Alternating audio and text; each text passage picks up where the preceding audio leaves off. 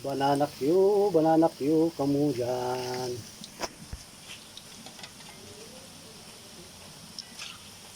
Ayan na, malapit na maluto.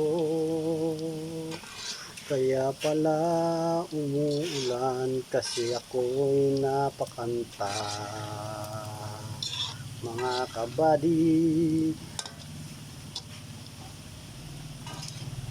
ayan na po. Pag medyo mapul na siya, pwede nyo na pong ahunin. Yan. Pag naging kapulan na ng labi ng asawa nyo, pwede nyo nang ahunin yan. Yan.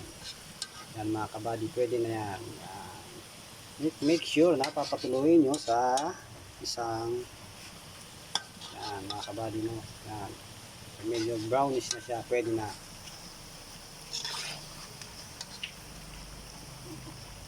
Walang sigil ang ulan, kung saan ka araw.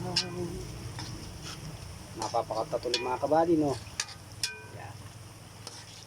Yan. Kasing pula na ang labi ng asawa nyo. Pwede na yan.